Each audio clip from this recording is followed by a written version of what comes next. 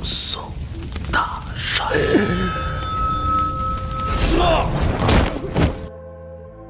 3 bulan yang lalu terlihat sosok kura-kura dan beberapa anak kecil pada tahun 705 bagian timur ibu kota Istana Tongtian.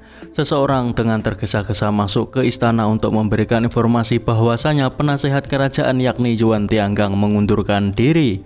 Nampak dengan jelas surat tersebut berisi pengunduran diri Bu Liangren. Istana pun dengan segera mengeluarkan dekret untuk mencari seseorang. Di kota Luoyang ada seseorang yang sedang dihajar habis-habisan. Nampaknya orang ini sedang mabuk. Ia mengaku sebagai Yuan Tianggang sang penasehat kerajaan. Namun dirinya tak ingat sekarang dirinya berusia berapa tahun, 100 tahun, 200 tahun, atau bahkan 300 tahun. Tentu hal itu membuat orang-orang tak percaya dan kembali menghajar Yuan Tianggang. Karena mabuk ia pun ketiduran. Keesokan hari ia dibangunkan karena ada seorang kakek datang mencarinya. Yuan Tianggang bangun, terlihat penampilannya acak-acakan tak karuan. Kakek tua itu mendengar jika Yuan Tianggang mengundurkan diri dan sekarang pihak istana sedang mencarinya. Yuan Tianggang tak ingin kembali meski kakek ini membujuknya karena ia telah mengundurkan diri. Ketika kakek tua ini berbicara mengenai ramalan buruk tentang keluarga Li dan Wu, Yuan Tianggang meminta kakek ini untuk tidak membicarakan hal tersebut. Ia lebih memilih untuk segera menikmati makanan yang telah disiapkan. Yuan Tianggang sangat akrab dengan kakek ini, bahkan bercanda layaknya seorang sahabat dekat. Hari ini sudah lebih 10 tahun sejak kakek ini memasukkan tentang kematiannya untuk menikmati hidup. Yuan Tianggang mempermasalahkan kakek ini yang bahkan tidak pernah mendatangi dirinya. Rupanya memang benar jika mereka berdua adalah sahabat. Anehnya makanan yang telah disajikan malah dibuang dan mereka lebih memilih untuk meminum anggur bersama. Yuan Tianggang baru menyadari jika sahabatnya sudah sangat tua. Sebenarnya mereka berdua sudah sama-sama tua. Selama setengah abad kakek Li belum pernah melihat Yuan Tianggang seperti ini. Kulitnya masih sama, hati juga masih sama. Bahkan kakek Li hampir tidak bisa mengenali sahabatnya ini ketika di pengadilan prefektur kota Luoyang. Hal ini karena Yuan Tianggang menggunakan pil keabadian. Seharusnya kakek Li juga sama seperti Yuan Tianggang. Meski mereka membuat pil itu bersama-sama, tapi cuma Yuan Tianggang yang menelan pil tersebut.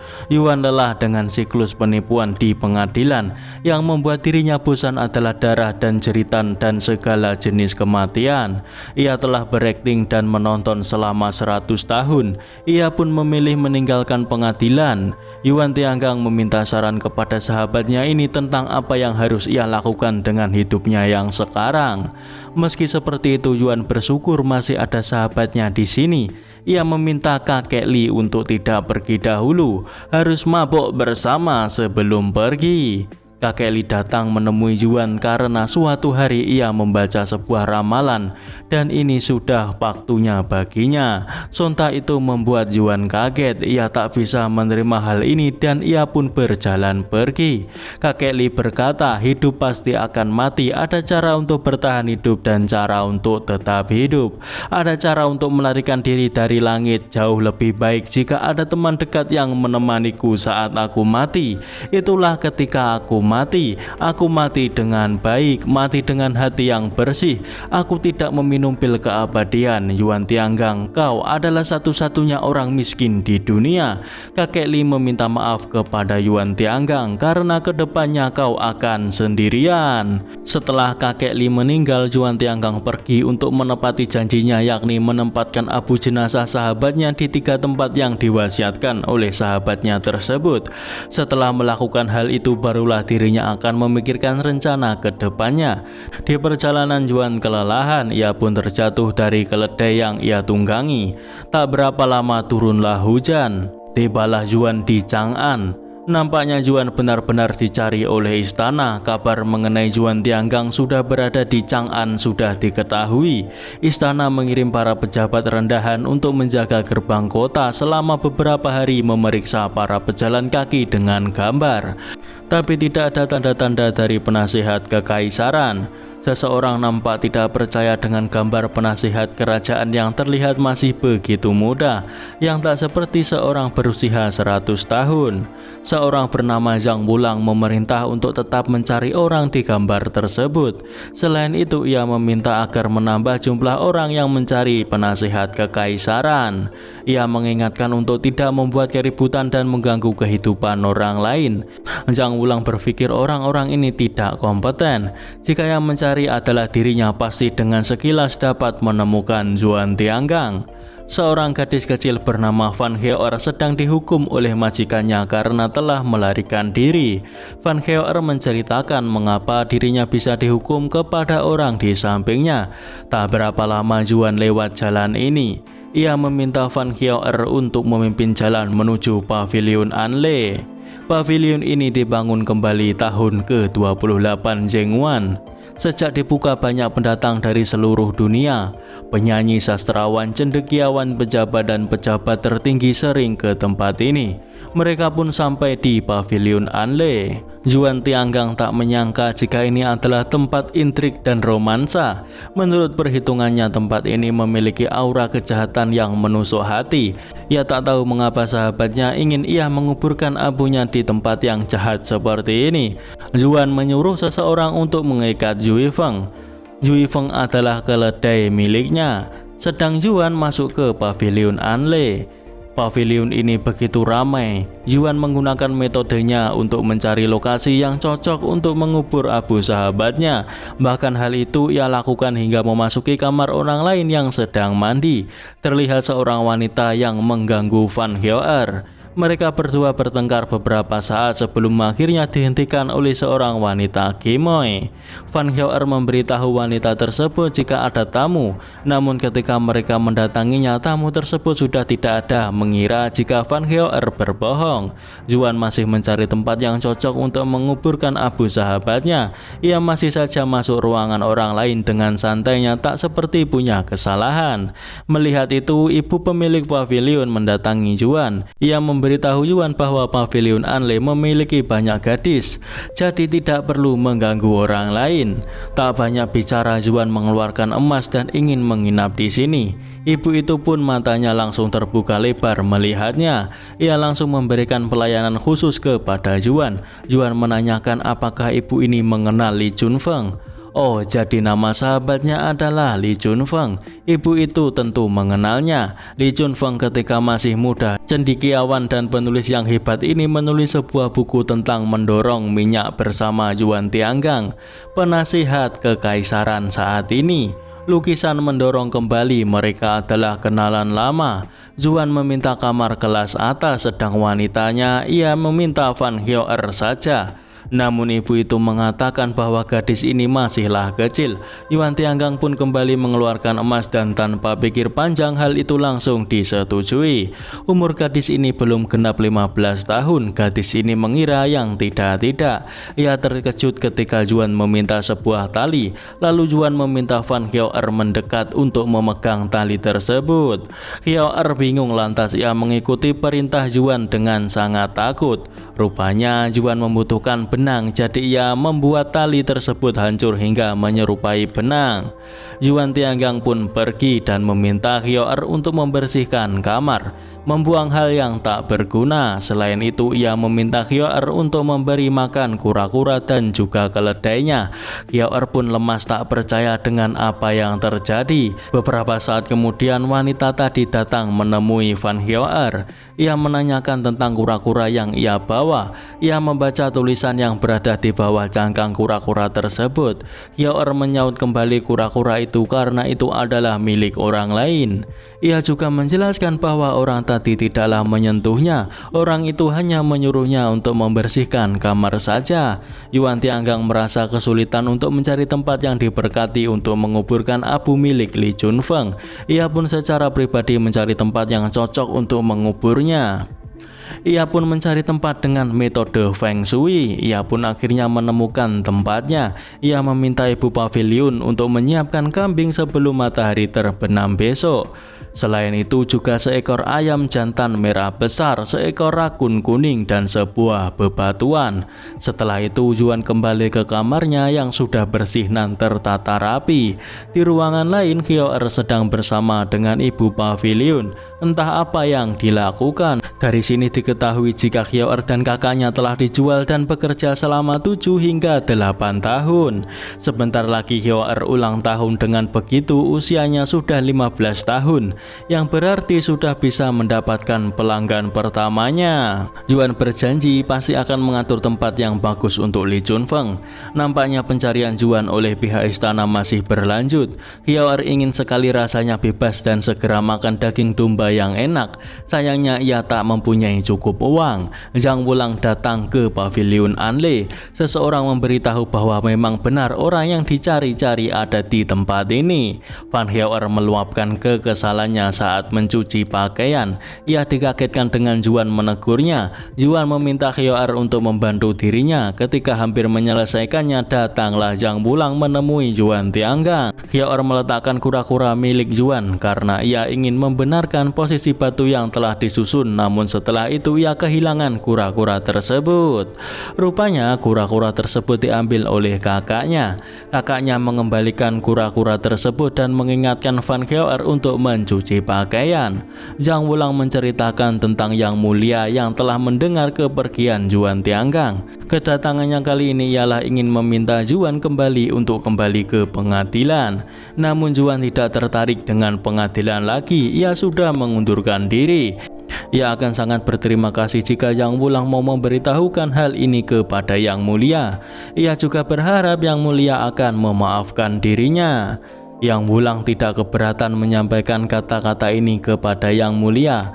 Ia juga mengatakan bahwa Yang Mulia ingin bertanya kepada Yuan mengenai Yuan yang menguji pil keabadian sendiri pada masa pemerintahan Kaisar Taizong. Zhang Wulang ingin mengetahui tentang di mana resep pil tersebut. Yuan seketika berhenti dan berkata, "Zhang Wulang, kau tak pantas mengkonsumsinya." Yuan memberitahu Hyoer jika ia melakukan ini untuk temannya sudah berada di atas altar. Hal itu membuat Hyoer terkejut dan tanpa sadar melepaskan kendi berisi abu yang ia pegang. Ia berkali-kali meminta maaf. Namun Yuan tidak marah. Ia memberitahu jika temannya bernama Li Chunfeng. Zhang Wulang meminta seorang gadis untuk menyerahkan barang. Tak tahu barang apakah ini. Gadis ini meminta Zhang Wulang untuk memberikan uangnya terlebih dulu, baru ia akan menyerahkan barangnya. Setelah diberikan uangnya, gadis ini memberikan kertas. Ia meyakinkan Zhang Wulang bahwa dirinya telah melakukan apa yang Zhang Wulang katakan. Rupanya ini adalah gambar dari cangkang kura-kura milik Yuan Tianggang. Karena sudah selesai, gadis itu pun segera pergi. Zhang Wulang mendatangi kamar Yuan. Ia memberitahu Yuan bahwa dirinya datang untuk urusan lain. Baru-baru ini Yang Mulia berpikir untuk kembali ke Chang'an untuk mencegah Li Tang memberontak dan menyebabkan pemberontakan. Ia akan menyelidiki hal tersebut. Nanti dirinya akan membawanya kembali ke pengadilan untuk diinterogasi. Yuan kembali menegaskan bahwa dirinya sudah mengundurkan diri. Sudah tidak ada urusan lagi dengan pengadilan. Ia tidak akan mencampuri urusan pengadilan kerajaan. Ia tak peduli dengan apa yang akan dilakukan oleh Zhang Wulang. Hyoer didatangi oleh kakaknya. Ia memberitahu Hyoer bahwa uang yang ia kumpulkan sudah cukup. Ia meminta Hyoer untuk tidak mengkhawatirkan dirinya dapat uang dari mana dan segera mengajak Hyoer untuk menemui ibu pavilion. Namun hal itu tidak jadi dilakukan karena mendengar suara Zhang Wulang. Zhang Wulang meminta mereka semua yang ada di situ untuk mendengarkan dirinya. Ia memberitahukan ke semua orang bahwa dirinya adalah anggota pengadilan dan ia baru saja menerima informasi daerah ini dipenuhi oleh bandit-bandit Litang yang tersisa. Ia ingin semua orang mengikutinya kembali ke penyelidikan. Ia meyakinkan semua orang untuk tidak khawatir. Ini hanya pertanyaan saja. Ia berjanji akan mengizinkan semua orang kembali jika sudah aman. Ibu pavilion mendatangi Yang Wulang. Ia ingin tahu apakah telah terjadi kesalahpahaman. Mereka semua nampak tak ingin pergi. Kakak dari Hyoer bertanya pada Yang Wulang apakah jika dirinya dan adiknya bisa untuk tidak pergi, karena memang kakaknya ini merasa telah mengenal Yang Wulang sebelumnya. Saat ia berbalik tak menyangka Yang Wulang menusuk leher wanita tersebut. Tak berapa lama banyak prajurit yang datang ke pavilion. Yang Wulang memerintahkan untuk menutup pintu pavilion dan tidak menyisakan satupun alias membunuh semua orang yang berada di pavilion.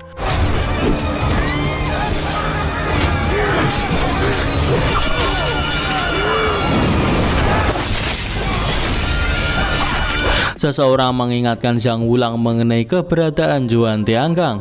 Yang Wulang menjelaskan bahwa orang itu tidak mempermasalahkan hal ini. Hyoer tak menyangka kakaknya akan mati dalam keadaan seperti ini. Ia pun meneteskan air mata tak percaya dengan apa yang terjadi. Hyoer mencoba menghentikan pendarahan kakaknya, namun hal itu tentu tidak berguna. Di akhir hidupnya kakaknya menyuruh Hyoer untuk segera pergi. Juan Tianggang mengemasi barangnya dan bersiap meninggalkan pavilion. Ia berjalan santai di tengah-tengah banyak orang yang terbunuh. Ia berjalan selayaknya tidak terjadi apa-apa. Van Hyoer yang ketakutan meraih kantong uang milik kakaknya dan berlari mencari tempat persembunyian. Ia begitu ketakutan, tak disangka ia telah ditemukan. Ia pun segera berlari mendekati Juan.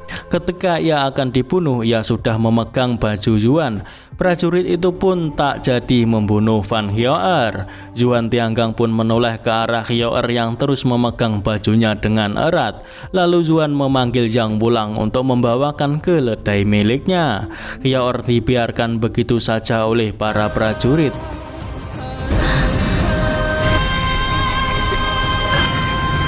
Yang Wulang pun setelah ini akan kembali ke Luoyang. Di malam hari terlihat Hyoer masih begitu sedih.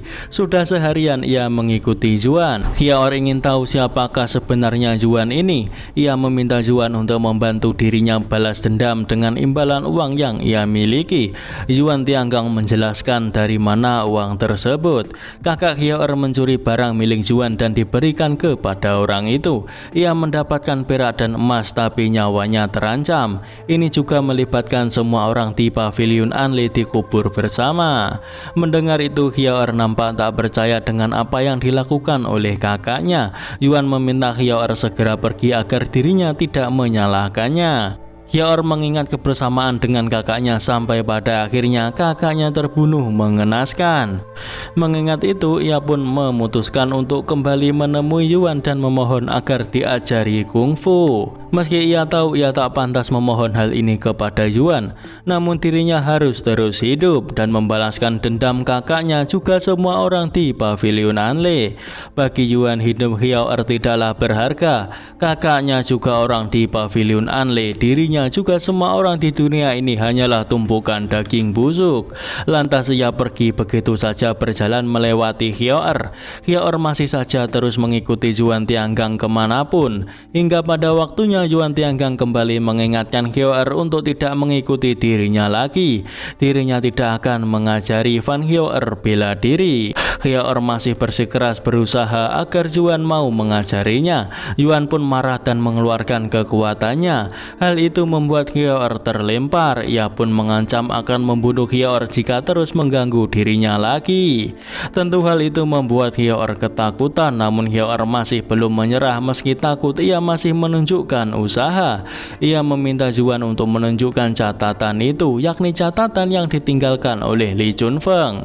Sepanjang jalan ini Hyoer hanya ingin Juan mengajarinya kungfu. Juan tak mempedulikannya dan membakar catatan tersebut.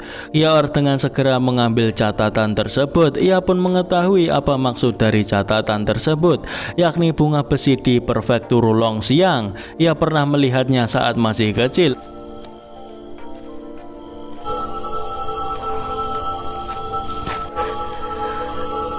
Akhirnya hati Yuan luluh juga. Ia meminta Hyoer mengambil keledai miliknya dan mengikutinya jika ingin belajar bela diri. Seketika Van Hyoer menangis dengan keras saking terharunya mungkin ya. Yuan hanya mengajar sampai dirinya melihat bunga api. Berhasil atau tidak itu bukan urusannya. Kepada siapa Hyoer balas dendam, Yuan juga tidak peduli. Bahkan hidup dan mati Hyoer ia juga tidak peduli. Setelah semuanya selesai, ia dan Hyoer tak punya utang apapun lagi.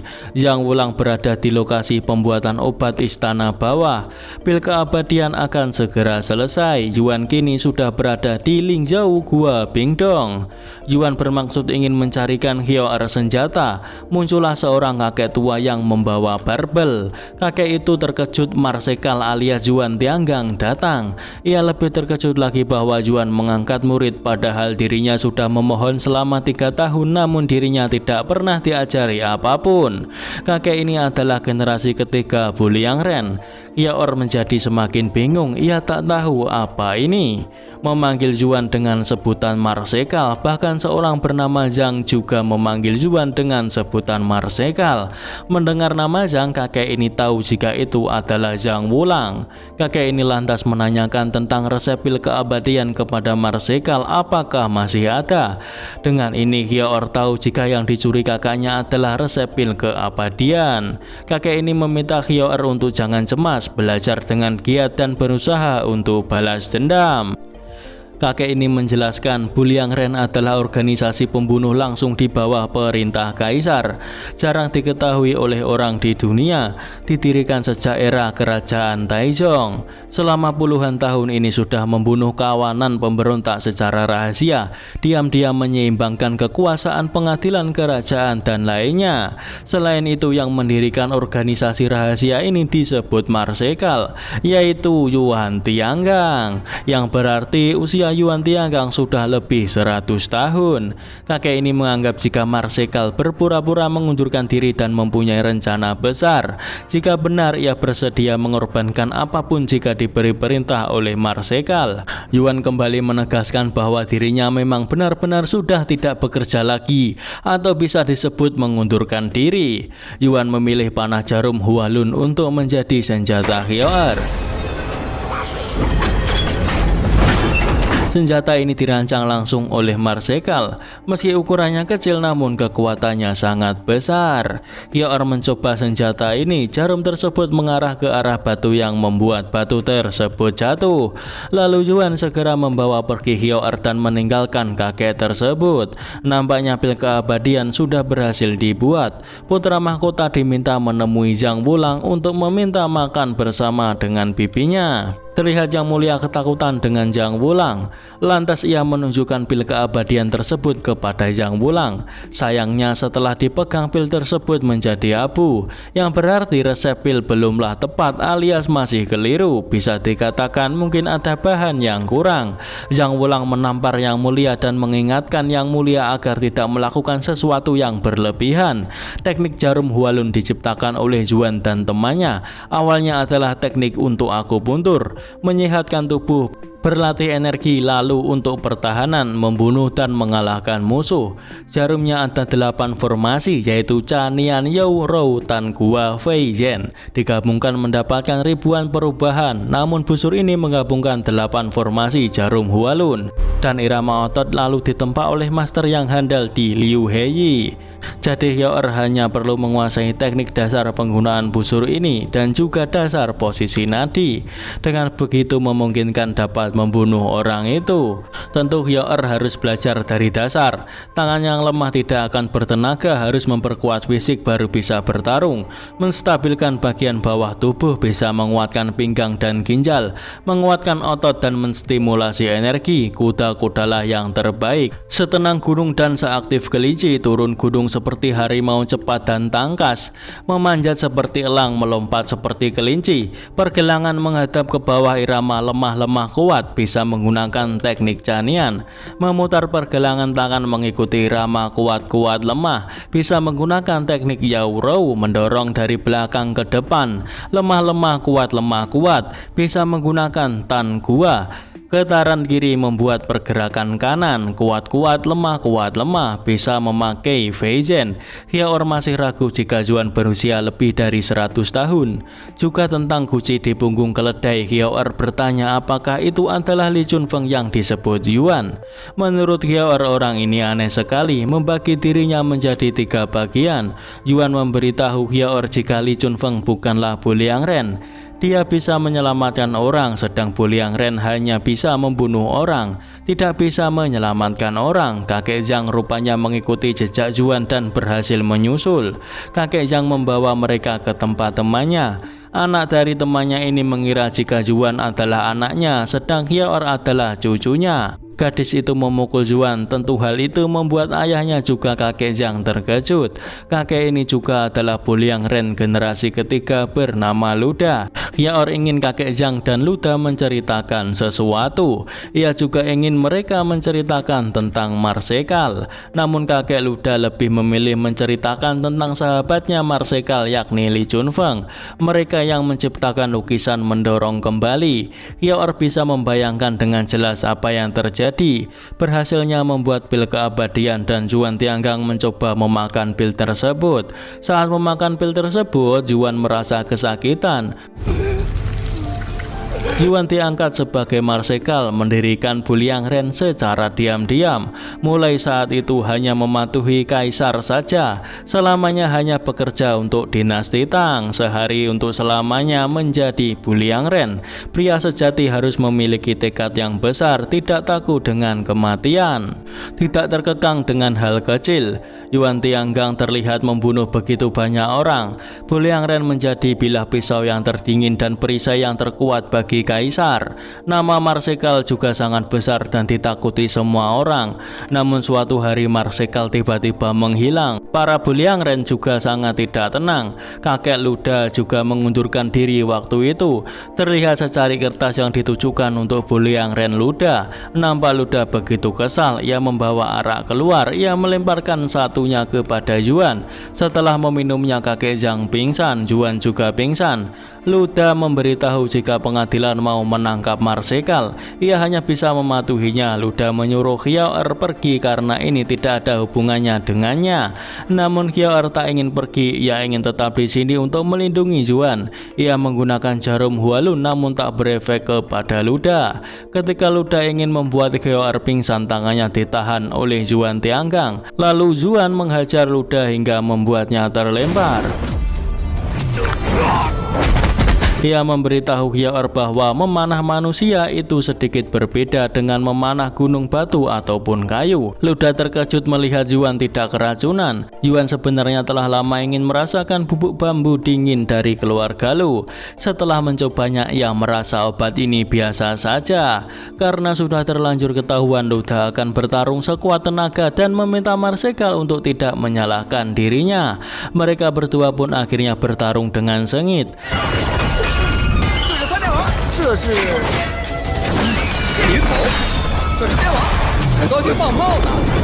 Tak menyangka anak dari Luda mau melahirkan. Luda pun diikat dengan tali oleh Yuan.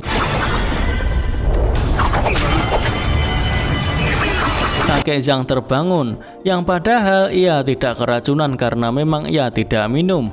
Akhirnya Luda sadar akan kesalahan yang ia lakukan dan segera pergi mencari bidan untuk membantu putrinya yang akan melahirkan.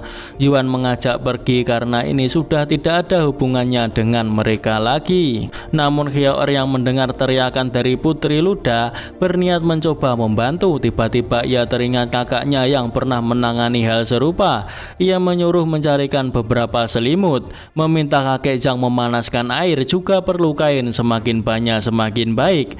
Tak lupa juga dengan gunting yang dibakar dengan api, semakin cepat semakin bagus.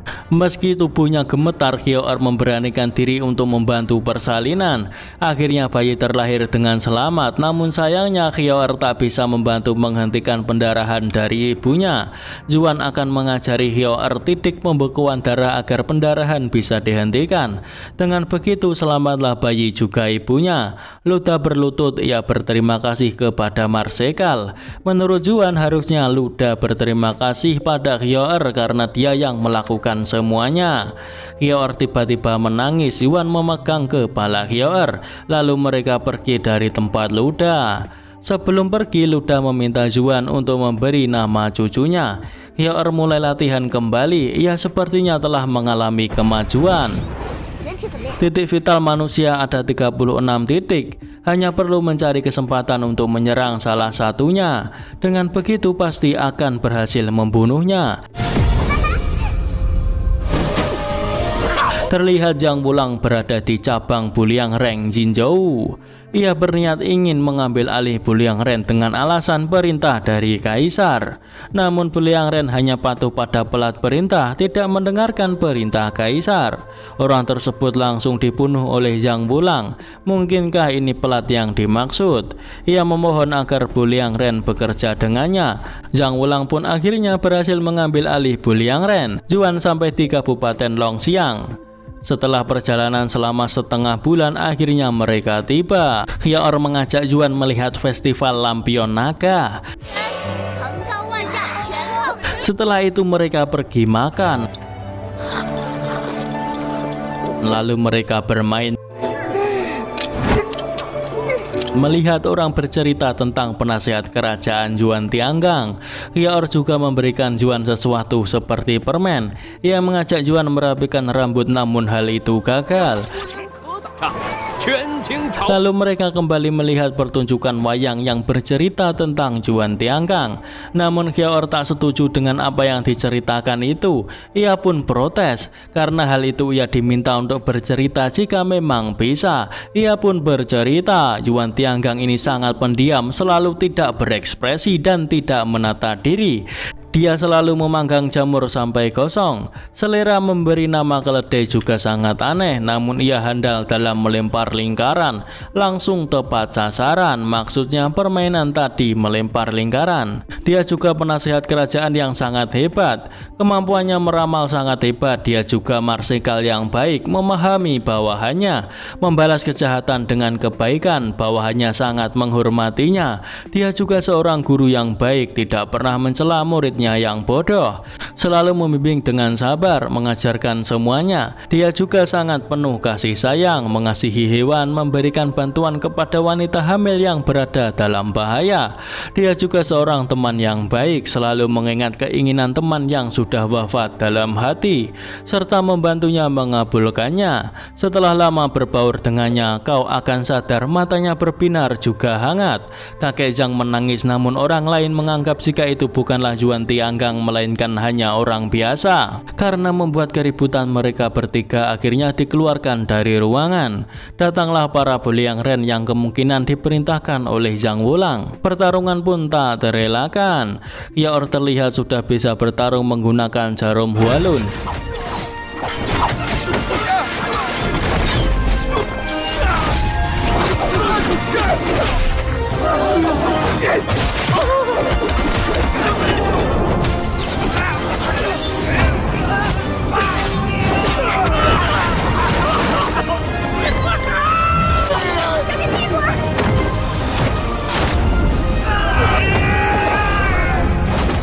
Para Buliang Ren menggunakan bom untuk merobohkan bangunan demi menangkap Juan.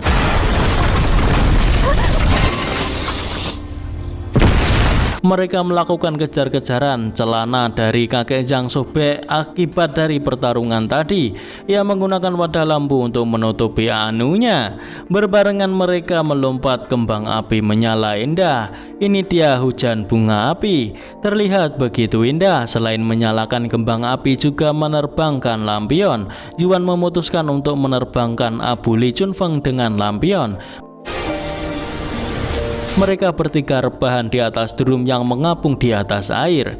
Hyoer memberitahu Juan bahwa hari ini adalah hari ulang tahunnya, ulang tahun yang terhebat yang pernah ia rayakan. Di hari ulang tahunnya ini ia ingin melihat kakek Juan tanpa jenggot. Rupanya ia hanya bercanda. Ia ingin dunia ini tidak akan ada orang seperti dirinya dan kakaknya. Semuanya bisa hidup dalam era jaya, hidup nyaman, tidak terkekang, melakukan apapun yang diinginkan dengan begitu tidak perlu ada orang seperti kakek Yuan lagi. Jika Hyeor gagal dalam jurusnya, maka bisa menembakkan jarum Hwalun pada titik tengah ubun-ubun.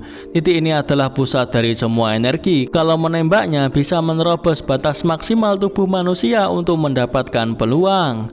Namun cara ini untuk menyelamatkan diri. Yuan mengingatkan Hyeor untuk tidak menggunakan ini jika tidak terpaksa. Karena Yuan hanya berjanji mengajari Hyeor hingga melihat bunga api, Hyeor ingin pergi. Jika dirinya tidak mati, ia meminta kakek Yuan untuk merayakan ulang tahunnya lagi. Ini adalah kediaman Menteri Pekerjaan. Hyeor sudah memulai aksinya. Ia menyamar menjadi pelayan untuk memudahkan dirinya dalam melancarkan aksi balas dendam. Yuan Tianggang kembali melewati tempat yang pernah ia kunjungi sebelumnya dengan Hyeor. Siang malam Hyeor selalu mengikuti putra mahkota. Sampai pada akhirnya putra mahkota menemui Zhang Wulang untuk memberikan mutiara hijau.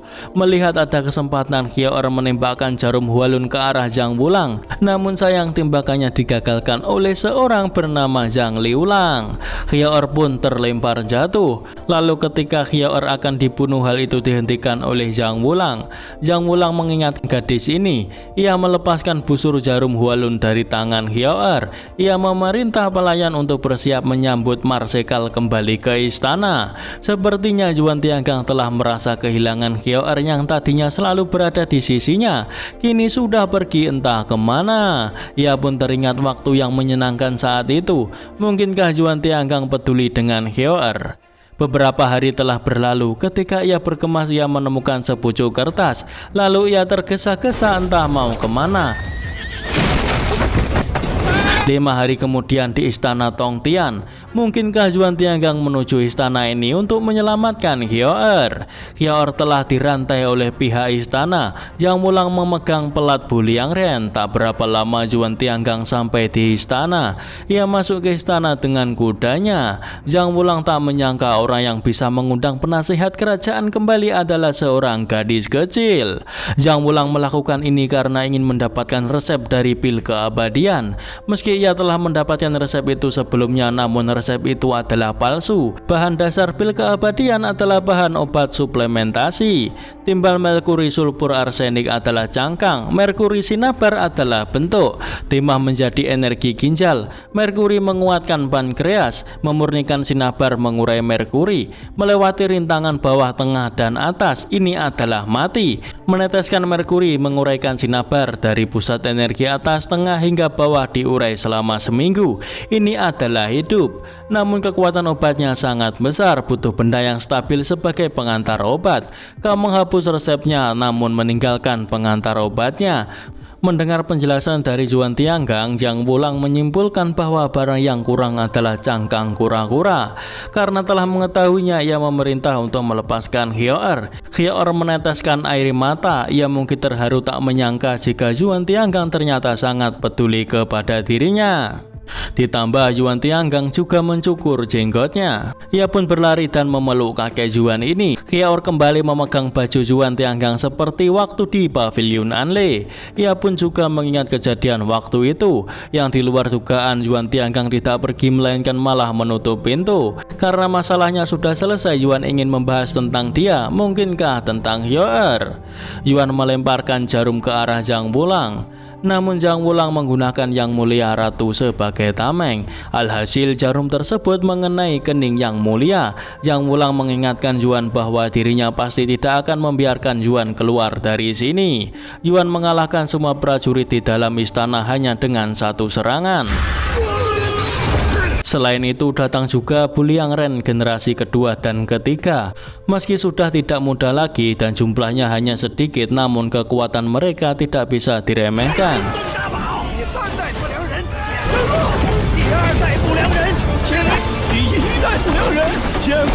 Pil keabadian akan segera selesai. Yang Wulang turun ke lokasi pembuatan obat. Jika Marsekal tertarik, maka Yuan bisa menunggu untuk menjadi saksi. Yuan membolehkan Hyeor pergi jika merasa takut. Namun Hyeor tidak takut. Ia ingin melihat langsung akhir dari kisah ini. Hari ini adalah hari yang ditunggu-tunggu oleh Zhang Wulang. Kerajaan sudah menjadi miliknya. Jika hari ini ia bisa mendapatkan pil keabadian, maka ia akan menjadi kaisar dan dan hidup selamanya. Yuan Tianggang menjebol lantai dan ia meminta Zhang Wulang untuk berhenti bermimpi. Hanya dengan kemampuan Zhang Wulang sama sekali tidak sanggup menelan pil keabadian. Kalau tetap memakannya pasti akan mati. Meski tahu Zhang Wulang tetap bersikeras memakannya, ia merasakan sakit yang luar biasa. Tubuhnya merah seperti dialiri oleh lava yang sangat panas.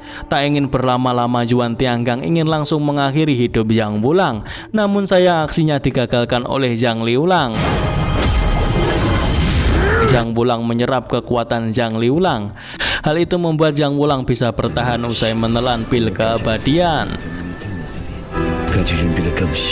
Ternyata Liulang ini adalah adik dari Wulang. Adiknya rela berkorban demi ambisi kakaknya untuk keabadian. Wulang menarik tulang dari Liulang untuk dijadikan senjata. Wulang menyadari jika memang tidak bisa mencerna pil keabadian sendirian. Namun dengan bantuan adiknya, rupanya ia bisa meminimalisir efek dari pil keabadian. Wulang tak mengira Yuan Tianggang menukar harta pil keabadian dengan sebuah nyawa rendahan. Dengan ini pertarungan mereka pun tak dapat dihindari. Senjata Wulang sungguh sangat kuat, bahkan mampu mengimbangi Yuan Tianggang.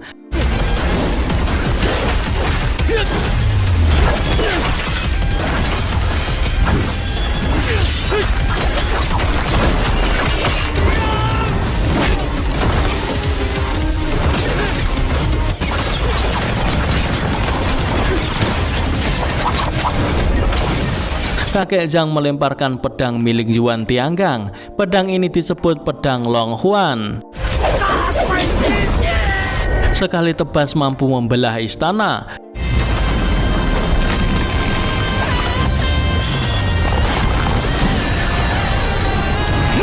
Kiaor mencari barangnya. Ia pun menemukannya setelah diberitahu oleh seseorang di istana. Pertarungan mereka sungguh epik, seakan-akan menghancurkan apapun yang berada di dekatnya.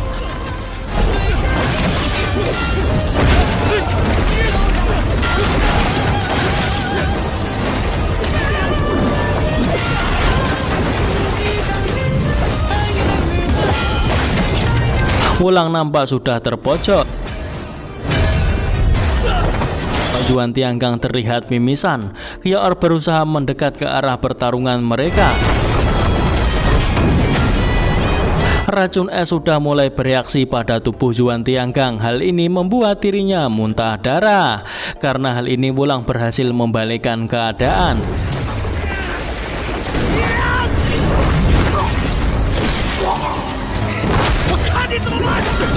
Ia menyeret wajah Yuan di tungku yang sangat panas lalu melemparkannya. Kiaor yang melihatnya mencoba menahan Yuan, namun sayangnya malah dirinya yang dilindungi oleh Yuan. Kiaor begitu khawatir dengan keselamatan kakek Yuan. Karena jarum Hualun telah habis, Yuan Tianggang meminjam tusuk konde milik Kiaor. Ia menusukkan konde tersebut di tengah ubun-ubun untuk meningkatkan kekuatannya karena sudah tidak ada cara lain. Tubuh Yuan terlihat memanas layaknya lava.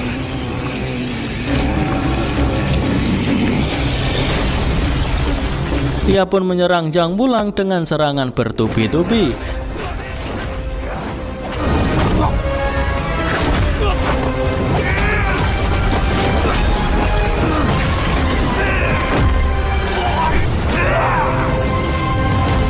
Serangan tersebut membuat Zhang Wulang memuntahkan sesuatu entah apa. Namun sepertinya itu adalah hal yang berharga, karena Zhang Wulang terlihat mencoba kembali menelannya. Ketika Yuan Tianggang mencoba menghantamnya, tak disangka Wulang berhasil bangkit kembali. Bahkan kali ini ia mampu mengimbangi Yuan Tianggang. Mereka berdua jual beli serangan lagi. Hal itu sangat mengerikan.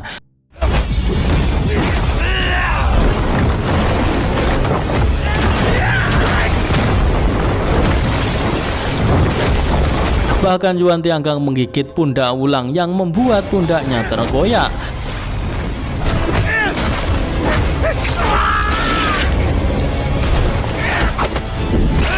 Yuan berhasil menusuk mata Wulang. Wulang juga berhasil menusuk perut Yuan dengan tangannya.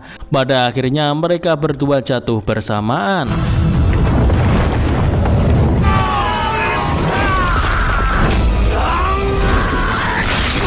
Beberapa saat kemudian mereka bangkit kembali, namun mereka sudah tidak punya tenaga untuk bertarung. Jadi bertarung hanya sekedarnya saja.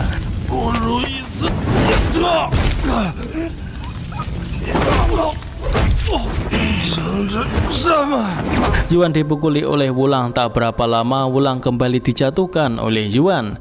Mereka berdua sama-sama terjatuh. Wulang meraih pedang Yuan. Ia berjalan mendekati Yuan. Wulang bermaksud menusuk Yuan dengan pedang tersebut. Namun yang tak ia duga ialah keberadaan dari Hyoer. Hyoer menembak Wulang dengan jarum Hualun. Hal itu membuat gerakannya langsung terhenti. Kemudian dimanfaatkan oleh Yuan Tianggang untuk membuat tusukan jarum tersebut lebih dalam. Dengan begini wafatlah Yang Wulang. Terlihat Yuan juga terjatuh.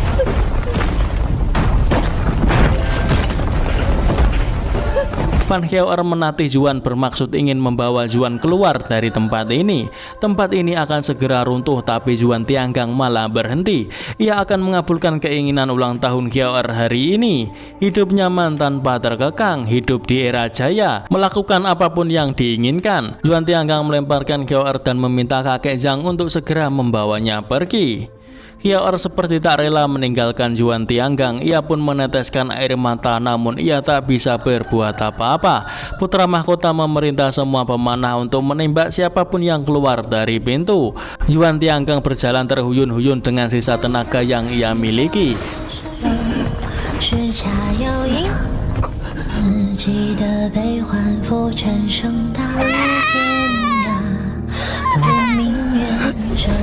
Mendengar ledakan, kakek Zhang Sun tak berhenti. Ia pun meneteskan air mata.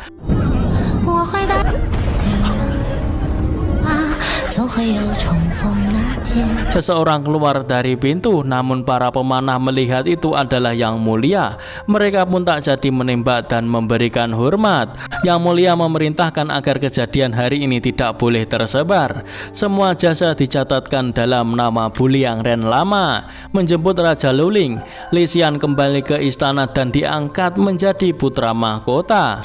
Sungguh akhir yang menyedihkan. Pahlawan kerajaan yang bahkan sudah mengundurkan diri namun masih berjuang untuk kerajaan. Suatu hari pada puluhan tahun yang lalu, Yuan Tianggang meramalkan Kaisar Wu mengembangkan visi Taizong, membangun fondasi era jaya untuk Huanzhong. Langit bulan kosong, kejayaan akan muncul. Li Chunfeng mencoba memperhitungkan apa yang telah dikatakan oleh Yuan Tianggang, namun tidak ada masalah. Setelah kebakaran besar istana Tongtian, penasehat kerajaan Yuan Tianggang tidak pernah muncul lagi. Puluhan tahun kemudian awal mula era jaya. Ini adalah makam dari kakaknya Hyoer. Nampak juga makam Yui Feng, yakni keledai peliharaan Yuan Tianggang. Fan Hyoer juga terlihat sudah tua. Ia bersulang untuk merayakan ulang tahunnya. Ia terkejut melihat tusuk konde miliknya tiba-tiba berada di atas meja. Ia tahu itu adalah kakek Yuan Tianggang, namun ketika ia melihat sekeliling, ia tak menemukan kakek Yuan Tianggang. Ia pun kembali meneteskan air matanya. Fan Hyoer yang sekarang sudah memiliki cucu, yang berarti sudah nenek-nenek. Tak terasa waktu terus berlalu. Di akhir cerita diperlihatkan Yuan Tianggang yang masih hidup. Ia membuka pesan dari Li Chunfeng untuk abu ketiga bisa ditempatkan sesuai keinginan dari Yuan Tianggang. Oleh karena itu ia melempar kendi berisi abu Li Chunfeng tersebut secara sembarangan. Diperlihatkan wajah Yuan Tianggang setelah terjadinya kebakaran. Kulitnya sepertinya terbakar dan menyisakan hanya tengkoraknya saja dan nampak mengerikan. Alasan Yuan Tianggang bisa hidup dengan kondisi seperti ini kemungkinan adalah karena pil keabadian. Buliang Ren telah memasuki generasi 36. Yuan Tianggang memerintah para Buliang Ren untuk segera membawa An Lushan dan Si Siming. Ia ingin berbincang dengan kedua orang tersebut. Setelah Li Xian naik tahta di tahun 706 Luoyang, Perdana Menteri terlihat sangat sibuk. Kaisar baru naik tahta, pekerjaan pengadilan kerajaan menjadi sangat banyak. Ia tidak ingin menunda lagi. Ini adalah kakek Zhang, sekarang telah menjadi Perdana Menteri dinasti Tang. Ia melihat surat dari Marsekal yakni Yuan Tianggang. Ia nampak terkejut melihat surat tersebut.